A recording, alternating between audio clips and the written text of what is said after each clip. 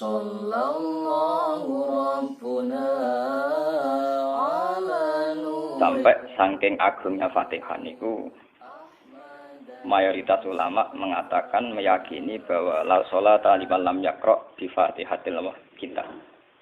Salat itu tidak dianggap sah tanpa bacaan apa? Fatihah.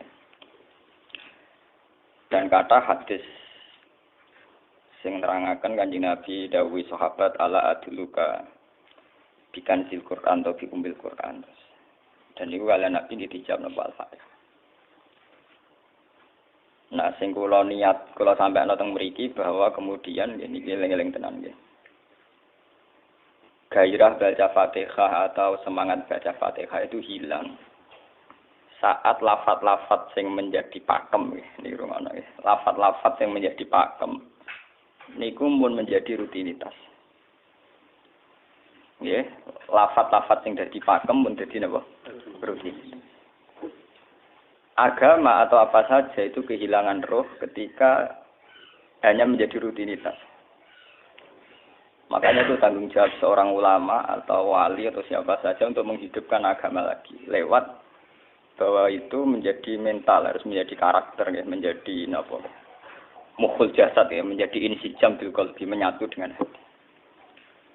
Misalnya ngeten ya. Kalau ainul yakin, hakul yakin bahwa kalau benar, dan ini harus disyariatkan ya. Kalau nu berkali-kali dihentikan bapak untuk ijazah kangge Kiai Hamid, kangge guru-guru ini kan sering mau Fatihah 100 kali. Itu dari segi rutinitas atau dari segi jumlah. Tapi sebetulnya lebih dari itu ya. Niki kalau terangkan ya. Kita atas nama sebagai ulama, atas nama sebagai apa ya, tiang sing nyekseni perubahan zaman. Niku kemudian Fatihah atau agama itu tergusur oleh kata-kata yang diciptakan masyarakat modern, ya. Misalnya demokrasi, misalnya kesejahteraan, misalnya apa. Ya. Sebab niku lewat ngaji niki kula baleni malih nggih. Kenapa Fatihah menjadi umul kitab dan kenapa pula diulang-ulang saat napa salat. Intinya Kanjeng Nabi nek hadis qudsi Allah dawuh qasamtu sholat baini wa baina abdi nisfain. Sebagian riwayat isman. Nisfun li wa nisfun lil abdi. Fa idza qala al abdu alhamdulillahi rabbil alamin. Qala hamidani rabbi. Sampai malik yaumiddin. Ketika ia kana na'budu wa ia kana nasta'in, Allah ngendikan wahadani abdi atau zakaroni abdi. Ketika mulai ihdinas siratal mustaqim, Allah ngendikan ini hadali abdi, wali abdi masalah. Ini jatah hambaku dan bagi hambaku berhak mendapatkan apa yang ia minta. Oke. Perlu kula aturaken teng mriki bahwa ya kula bolak-balik matur ya.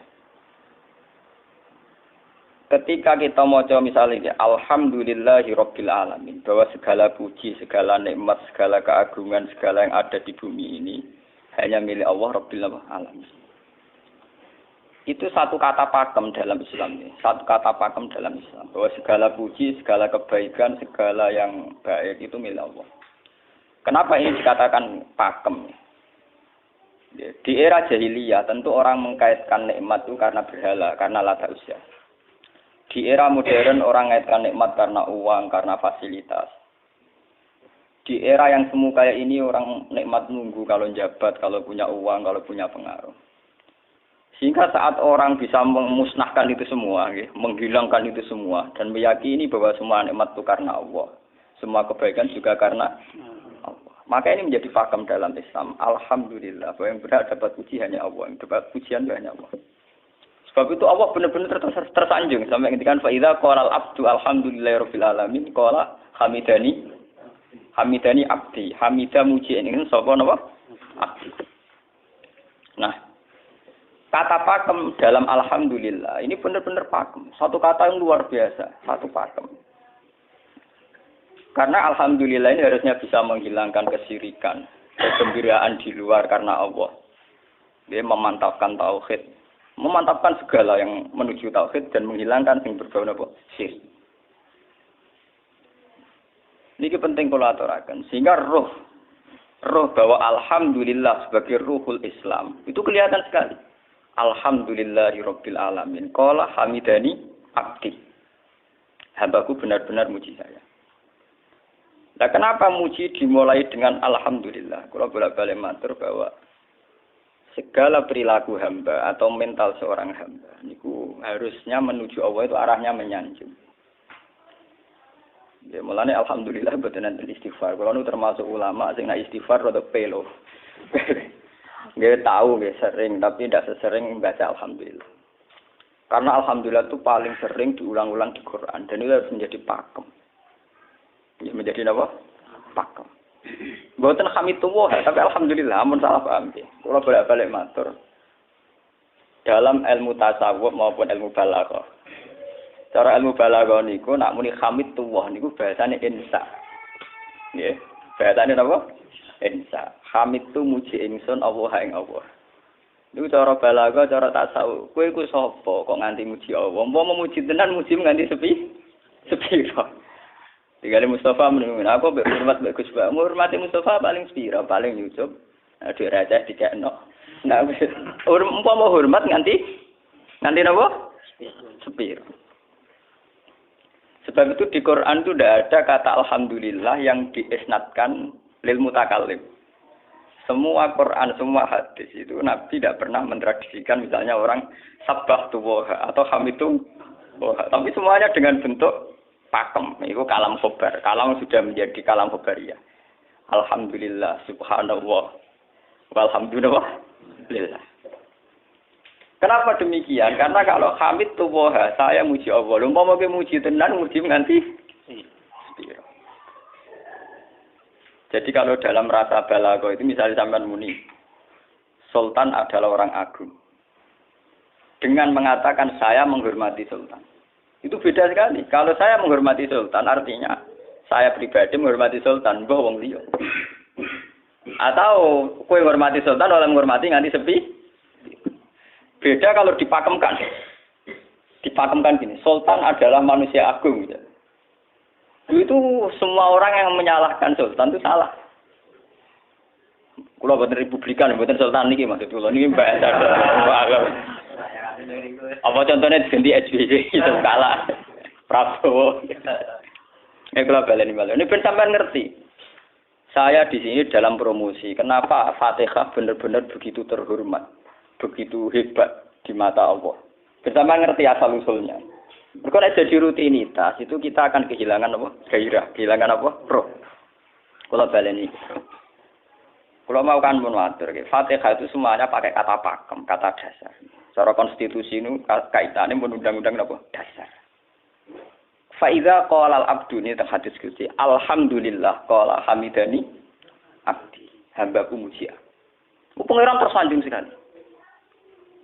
Nah, saat ini kan secara tasawuf, secara ilmu hakikat, bahkan secara ilmu lughat, ilmu apa? Lughat kados balaghah.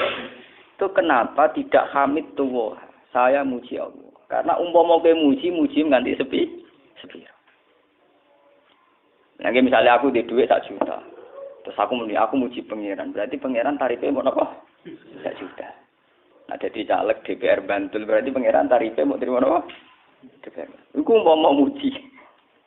Tapi beda kalau dipakemkan. Kalau dipakemkan itu tadi misalnya sama mengatakan Sultan adalah manusia agung. Itu siapa saja menghina kesannya salah. Allah adalah zat yang harus disembah. Allah adalah tempat tujuan akhir. Allah itu tidak ada di kata-kata manusia muslim meyakini Allah Samad. Tapi tidak ada kata-kata manusia muslim atau manusia mukmin meyakini Allah Samad. Tapi dipakemkan Allah. Memang Allah benar-benar zat yang menjadi tujuan akhir. Paham ya Gus Nan? Dan wiridan untuk mandi tak ijazahi. Mergo wiridan model Ki Gus Nan niku jek ana anania ya, muni kula-kula. Makanya dalam tasawuf kemudian dikenal makam fana, makam yang menghilangkan diri sendiri total di depan kebesaran Allah. Nggih. Karena kena muni saya, umpama tenan kowe hormat itu nganti sepi. Wes ngono cek umat-umatan. Lagi di duwe, lagi di rezeki muni hamidullah, ndalan lagi ra duwe napa? Rezeki. Sehingga alhamdulillah dipakemkan sebagai konstitusi, sebagai dasar. Alhamdulillah. Begitu seterusnya. Ar-Rahmanir Rahim, Maliki Yaumiddin. Semuanya pakai kata pakem. Bahwa ini Pancasila, konstitusi negara. Bahwa ini presiden orang agung misalnya. Ini ulama orang agung. Itu lebih pakem ketimbang sampai mengatakan saya hormat presiden, saya hormat sultan. Karena saya ini kan kemudian sebatas makna sih. Itu yang dimaksud wa ma qadaru wa haqqan qadri. Mereka tidak bisa mendudukkan Allah sesuai tingkat kehormatannya Allah, sesuai tingkat kebesaran apa. Sebab itu Nabi kalau ngajari itu semuanya alhamdulillah subhanallah. Sama nanti ngertas hadis Kanjeng Nabi hamidullah atau sabaqtu. Mboten enten, semuanya pakai redaksi pakem. Nggih, pakai redaksi napa? Pakem. Lah sing ora redaksi pakem iku namung lafaz-lafaz istighfar, memang kaitane mbek makhluk. Kowe muni astagfirullah, kula nyuwun sepura Gusti. Angger muni nyuwun sepura mesti kepentingane khazun nasi nang di sepura nang di swarga nang kelon berbeda dari itu mesti begitu. Paham ya? Sebab itu Quran sing pakem-pakem ora ana bakas istighfar. Quran sing pakem nang pinten sekitar 7. Niku termasuk Fatihah. Nggih, ayat kursi. Itu yang pakem-pakem itu mesti tidak ada yang mengaitkan dengan makhluk. Surat apa ya? Itu kau ono bakat manusia blas. Sebab niku kalau bolak-balik cerita, kata yang cerita tentang dunia tasawuf, tentang hadis-hadis. Wonten tiyang mlebu neraka. Wis entek ngamek dene ora tau apik mlebu neraka. Ning neraka men wiridan ya Hanan ya Manan ya Hanan. Dan dia nikmati wiridan itu. Saya malaikat kan pusing. Ini orang di neraka tetap muji Tuhan. Ya santai mawon ya neraka muji wiridan. Saya pangeran malaikat, kowe tau roh kawulaku sing neraka sik muji terus. Nggih ngertos Gusti kula nggih jaga. Oh neraka kok muji terus.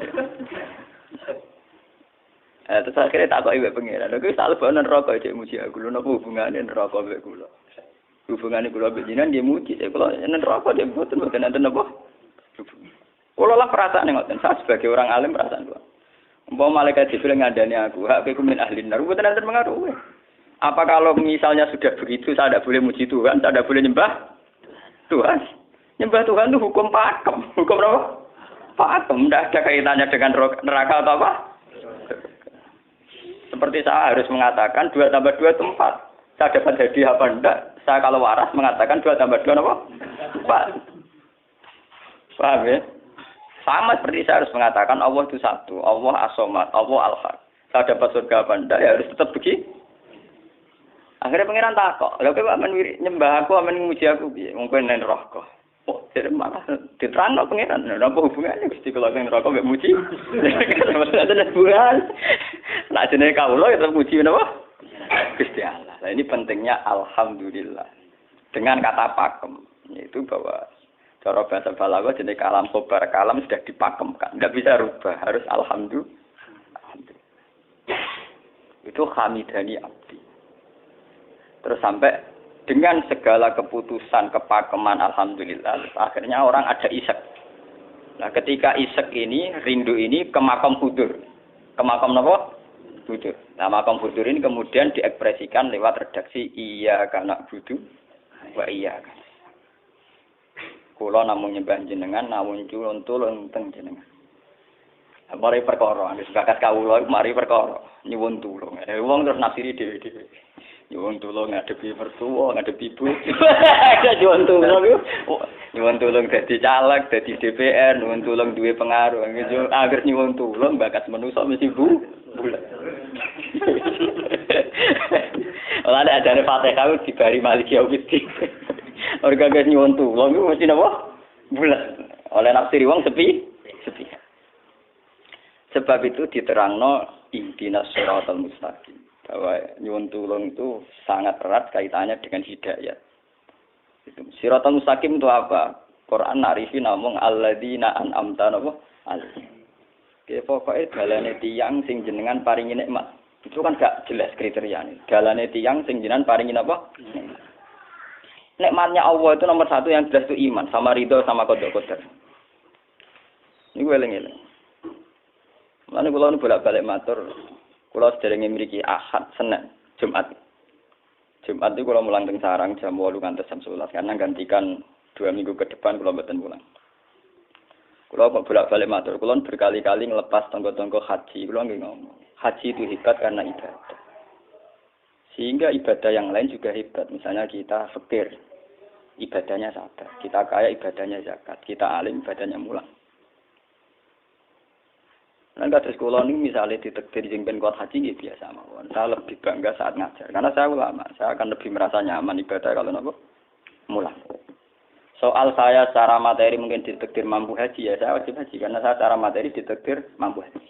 Tapi itu kan kaitannya maliyah. Karena kuat haji wajib haji.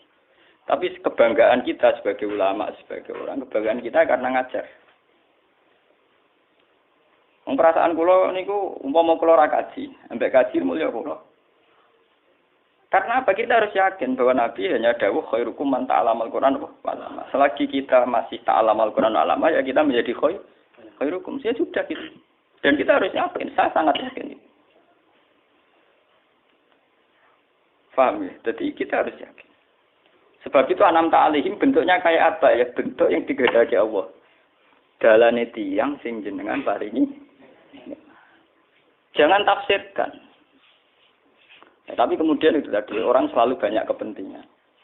Sing seneng duit nikmat itu duit, sing seneng jabat ya nikmat itu jabatan, seneng wedokan nikmat itu bojo ayu akeh. Paham ya? Sing seneng pengaruh nikmat ya ana sing nyucupi, ana sing diluk, seneng omongan didang-diding wong enggak nggih macam-macam.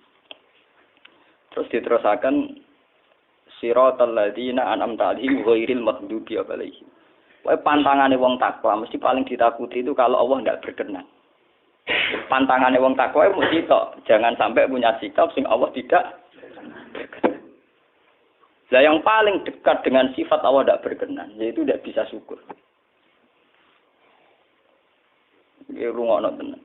Mau kowe kaji ping 100 apa ae anggere ra iso syukur ora nang swarga. Paham ya? Jadi gitu. Karena tidak syukur itu awal dari orang janggal dengan keberadaan Tuhan. Sebab itu tidak ada hadis se-ekstrim kayak orang tidak syukur. Wong zina hadisnya ringan. Wong mateni wong hadisnya ringan. Tapi kalau orang tidak syukur, malam yaskur na'mai walam yasbir ala balai falyatu proban siwai wal yakhrus min tahti ardi napa wa sama.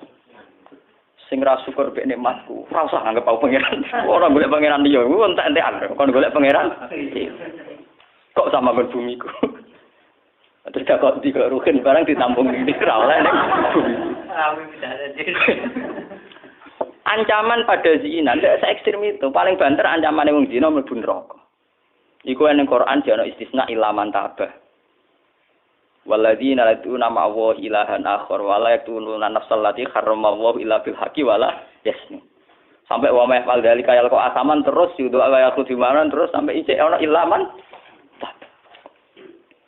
Dosane zina mateni wong iku jek ana istisna ilaman. Tapi kalau dosane ra syukur ndak ada ilaman tak baik. Pokoke hukume pangeran baku. Walain kafar tu mina agabin apa? Lasa itu orang istisna ibad, orang orang ilaman tabah orang. Bang, dan gue disyukur di mertua ngono. Alhamdulillah. Wes pakem. Cocok ra cocok kudu napa?